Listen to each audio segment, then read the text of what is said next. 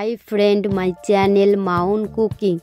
আজকে আমি বাঙালির সবথেকে প্রিয় খাবার মাংস, সেটা হচ্ছে দেশি মুরগির মাংসের ঝোল।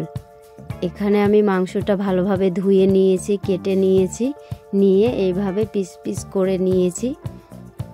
এইভাবে একবার মাংস রান্না করে দেখবেন।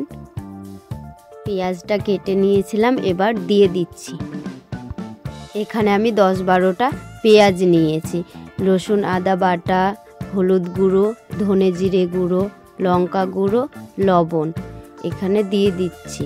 দিয়ে এবার এইভাবে ফ্রেন্ড সব দিয়ে দিলাম।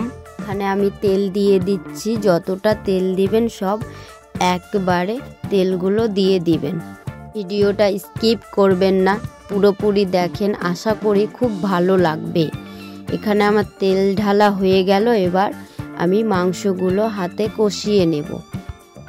এই ভিডিওটি ইউটিউবে দেখলে সাবস্ক্রাইব করুন আর ফেসবুকে দেখলে ফলো করুন। এইভাবে ভালোভাবে নেড়ে নেবেন যাতে মশলাগুলো মাংসের গায়ে লেগে যায়। ভিডিওটি ভালো লাগলে লাইক, কমেন্ট, শেয়ার করবেন। দেখুন এখানে আমার মাংস কষা কাছাকাছি হয়ে এসেছে। দাঁড়ান, এতটা দেখলেন, আর একটু দেখে যান রান্না শেষের দিকে। এই তো আমি এবার জলটা দিয়ে দিচ্ছি। জলটা দিয়ে এটা আমি আঁচটা বাড়িয়ে দিলাম, ঢাকনা দিয়ে এবার রেখে দেব।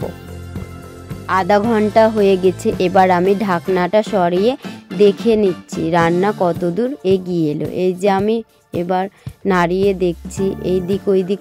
দেখুন মাংসের কালারটা কত সুন্দর হয়েছে।